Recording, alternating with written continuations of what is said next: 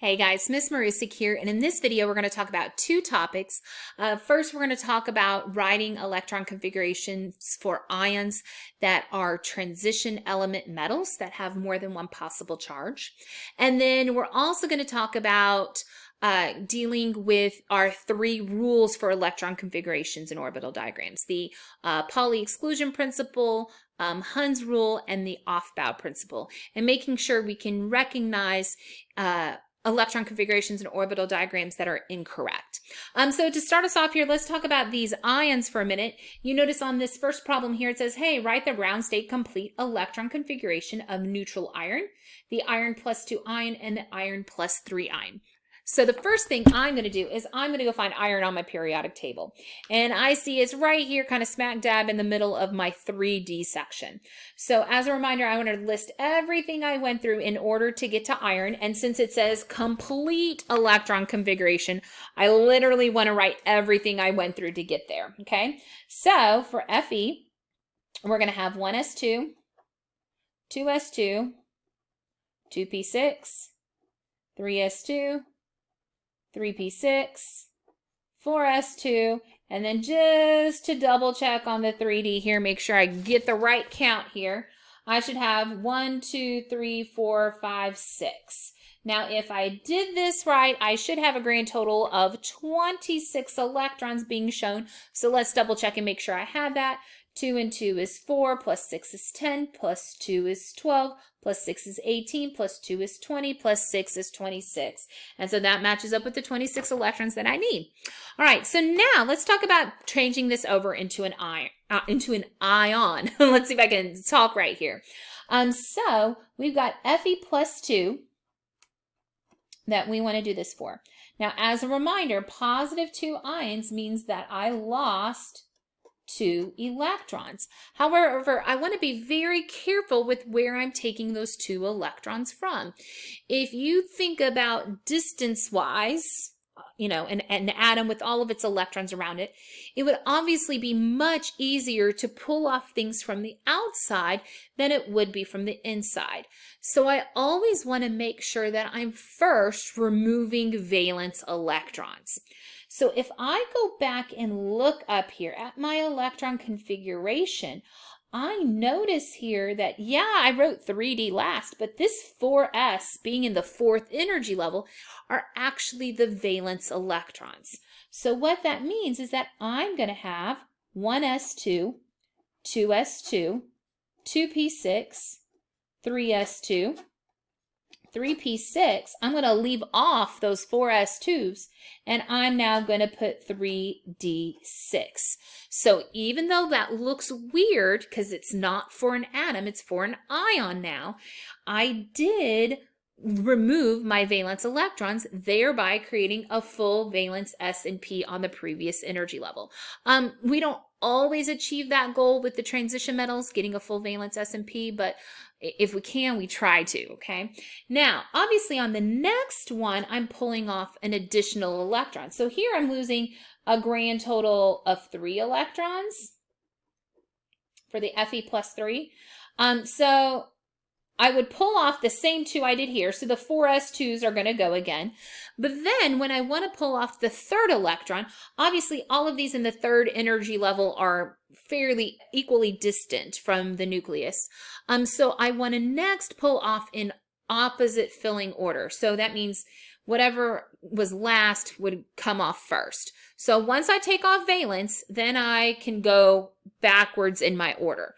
So I'm going to lose one of those 3d6s. So that's going to leave me with 1s2, 2s2, 2p6, 3s2, 3p6, and then 3d5. Now, I know some of you are thinking, why on earth would the ion want to, leave 3d5? Like, what goal did that achieve? Well, what it ended up doing is ensuring that each of the 5 orbitals were only halfway filled and they had no repulsion.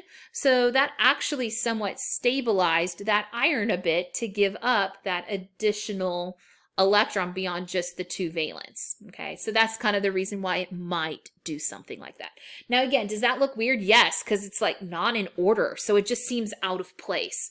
But keep in mind, when you have those ions like that, there is a good chance, especially with the transition metals, that things are going to look out of place when you remove those valence electrons off. Okay, all right, so let's talk about the next one. Write the ground state abbreviated electron configuration of neutral tin, the tin plus 2 ion, and the tin plus 4 ion.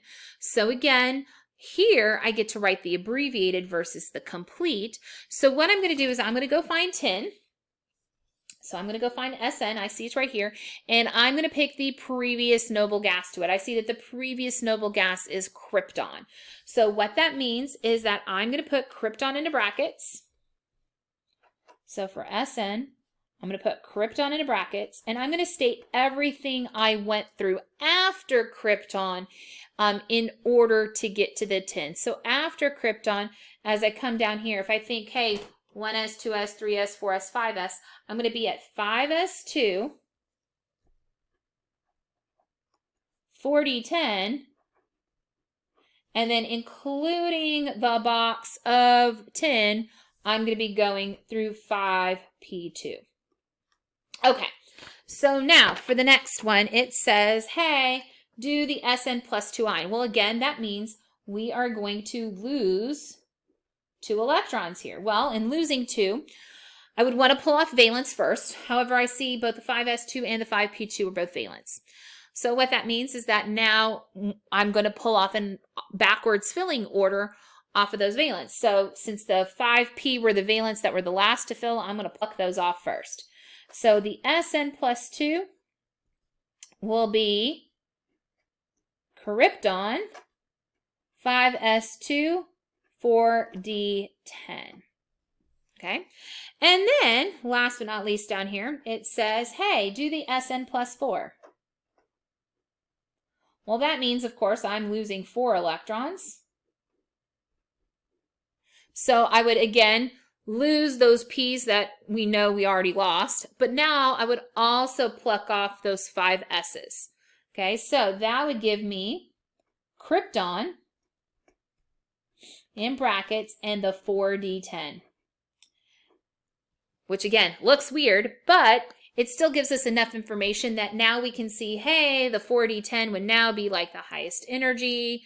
You know, once I pluck off those other ones, like it would be now be the valence ones because I plucked off what was originally valence. Like I can see all the same things I did before, even though it looks weird because it feels like I'm missing information. It feels like I'm missing stuff because I literally took things off. Okay.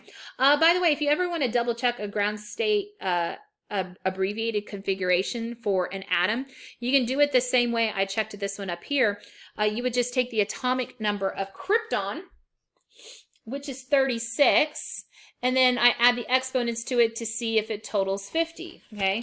36 plus 2 would be 38, plus 10 more is 48, and then 2 more would be 50, and so it totals exactly what I wanted it to. The reason why that's important is because it is very easy on very large elements to forget your F block. Okay, so let's talk about that on the next one. It says, hey, write the abbreviated electron configuration of neutral mercury and the mercury positive 2 ion. Let's talk about mercury for a minute. That has a symbol of Hg. If I go find Hg on here, number 80, I would pick my previous noble gas, which is the xenon. So I'm going to put xenon into brackets. And then I'm going to state what I went through after xenon. Now, here's the common mistake people make. They come over here and they're like, okay, cesium and barium, that would be 6s2. And then they get to here and they keep on just going here and they put 6s2 and then the 5d all the way here to 10. Okay. Well, if you count that up, you will come out 14 short. Why? Because you forgot to take a road trip down here to the F block. And so your numbers will come out short. So this one should read 6s2, 4f14, 5d10. And now if I tally up the xenon at 54, along with 2 plus 14 plus 10, I'll end up getting the 80 electrons that I should be showing. If you double check that one, it's easy to realize that you forgot to go through the F block. So just be very careful with that. All right, so now I want to address the Hg plus 2 ion. So plus 2 means I lost 2 electrons. Well, let's think about which ones I want to lose. I always want to lose valence, right? Valence come out first. Well, which electrons would be the valence? One's in the highest energy level number, right? Well, the ones that have the highest energy level number in front of them are these bad boys right here. So what that means is that this would be xenon, 4F14, 5D10. Even though the 4F and the 5D are higher energy amount, the valence, the 6s2, are going to come off first, okay? Being distance-wise farther, they will be the first to be removed off, okay? So let's look at the next page. The next page has us address some different things that are happening with orbital diagrams and electron configurations to see if we can figure out, hey, does this look like it's supposed to? Or is there something that's off about this? Now, what we are going to assume on all of these examples is that all of these examples are elements that are atoms.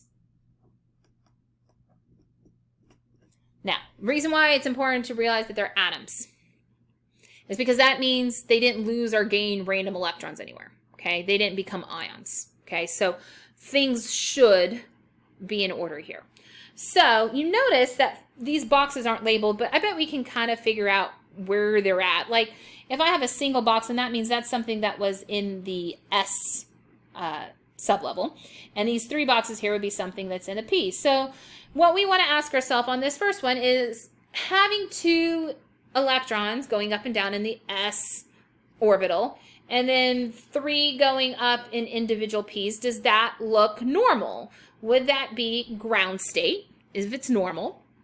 Would it be excited, meaning an electron maybe has gained some energy and popped up somewhere where it shouldn't be? Or is it just simply not possible at all?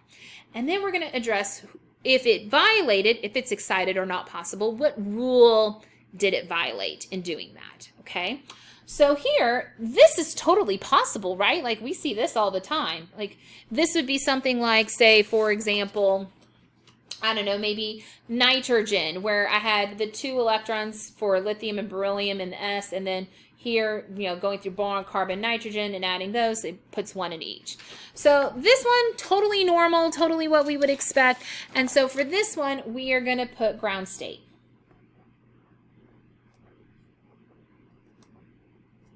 Which means this didn't violate anything.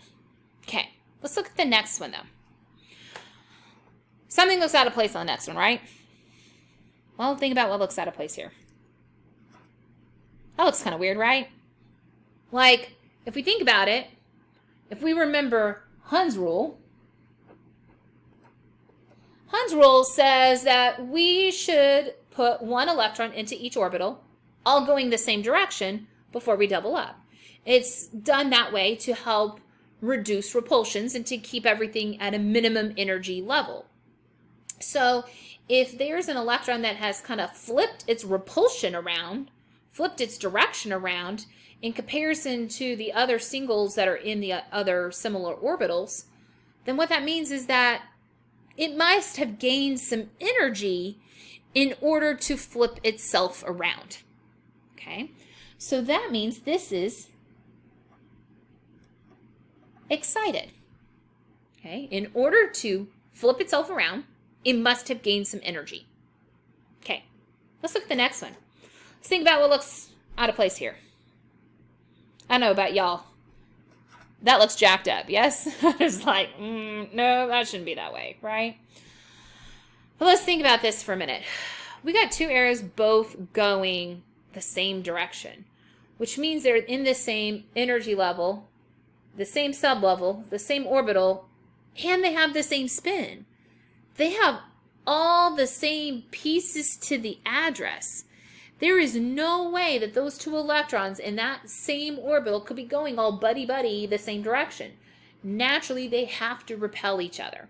So what that means is that this one is not possible. And as far as the rule that would be violated, we are violating here the Pauli exclusion principle. Pauli exclusion principle is the one that says that each orbital can only hold 2 electrons, okay? And that also, because they have to have opposite spins, no 2 electrons can have the same 4 quantum numbers. That they have to have different addresses. And here, those 2 electrons have exactly the same address. So that is not possible. Okay, let's look at the next one. Does anything look out of place on the next one? I don't know about y'all, but we're like, whoa, that looks kind of weird. But hey, that kind of looks like this one did, right? We just happen to have an electron, which, by the way, here, this is 1, 2, 3, 4, 5, so that must be like a D block kind of situation, right? Okay. We have that one arrow that has flipped orientations. It's flipped its direction, which means it must have gained some energy in order to overcome any kind of repulsions and stuff to flip the opposite way. So again, this one is excited. And the violation is Hund's rule. Okay, next one. Let's see if we can find something that looks out of place. I don't know about y'all. What is happening there?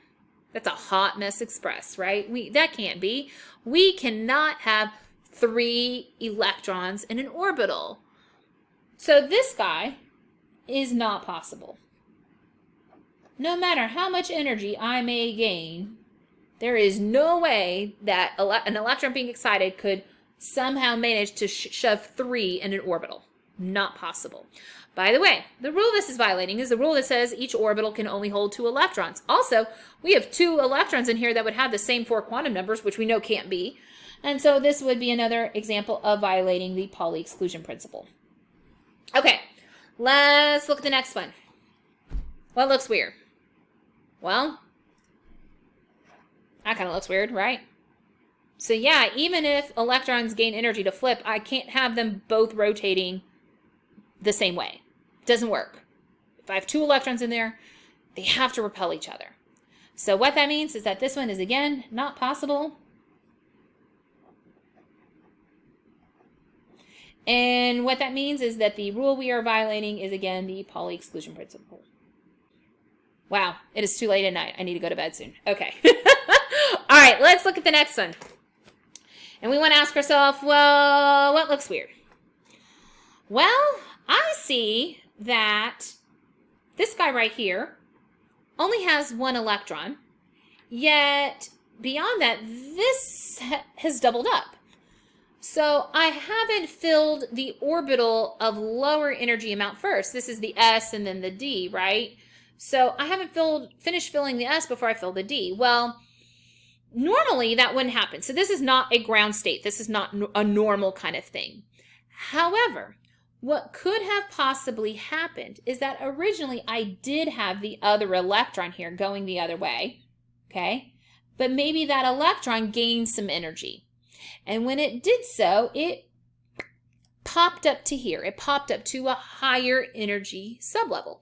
So is this a normal ground state one? No, but I'm not violating the Pauli exclusion principle. I'm not violating the fact that, they have the same 4 quantum numbers. They're different.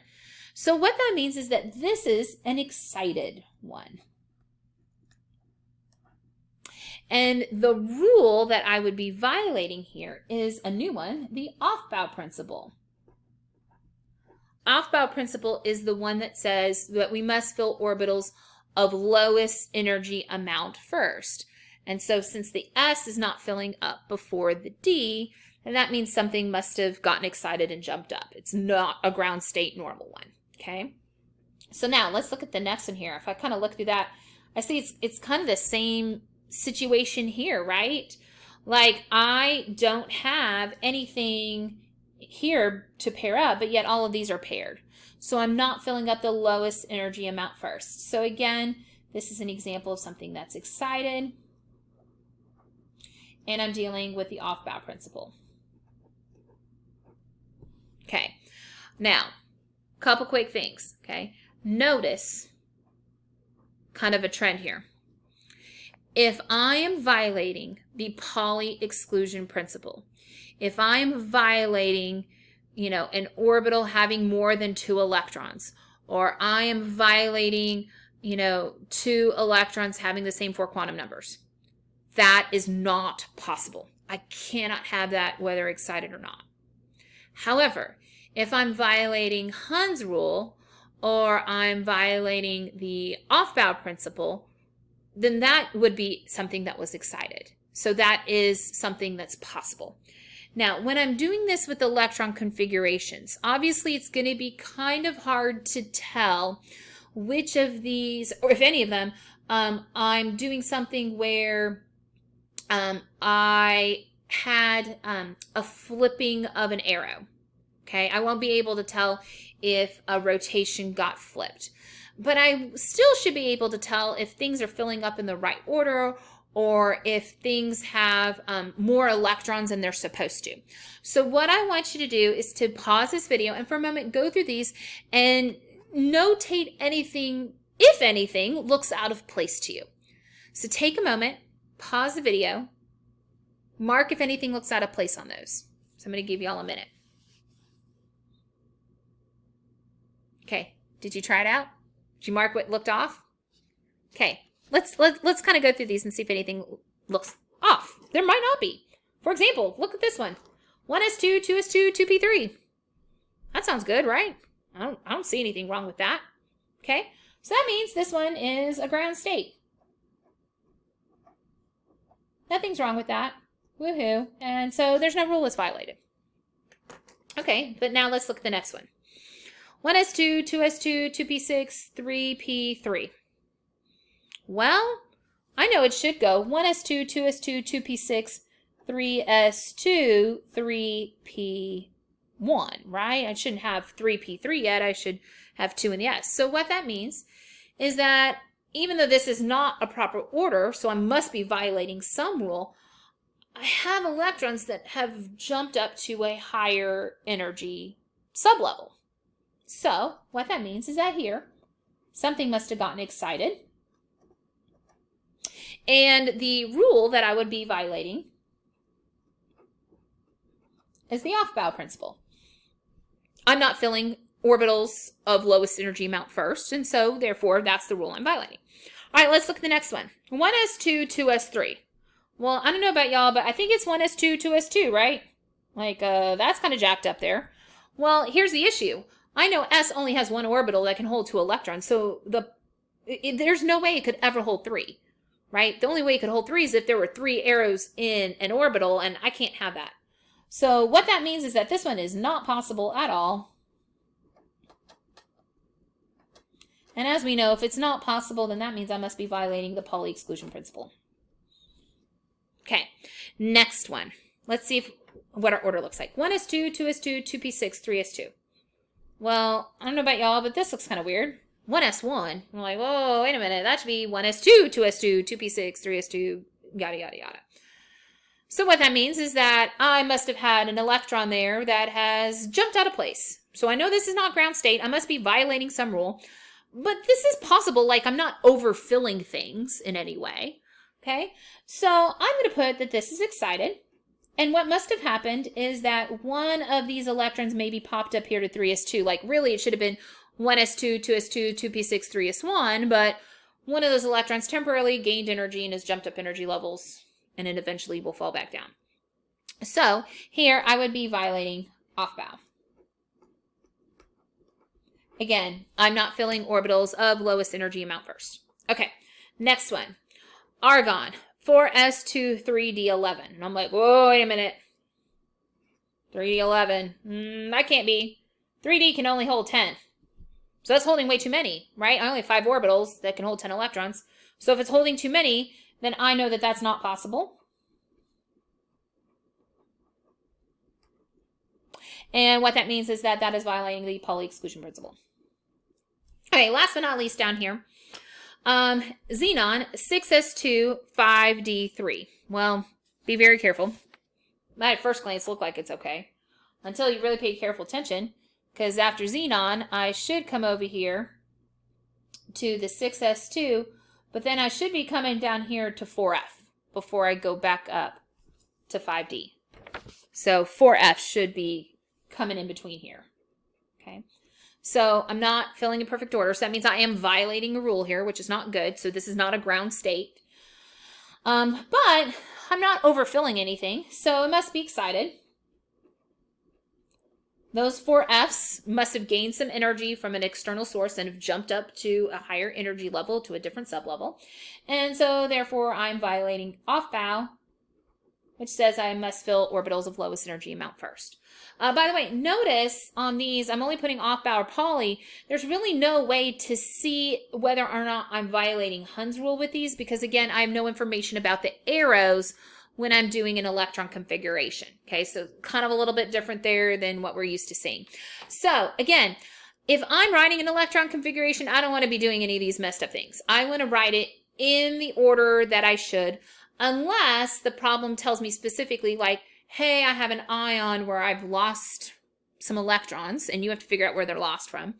Or if you're doing something like this where you're trying to figure out, you know, what kind of violation do you have? So we always kind of want to be conscious of what electron configurations should correctly look like, and how to pick out when they don't look correct, if it's even possible for it to look like that. All right, hopefully this helped, and hopefully you're feeling pretty good about this. If you have any questions or need any help, please feel free to email me. Bye, guys.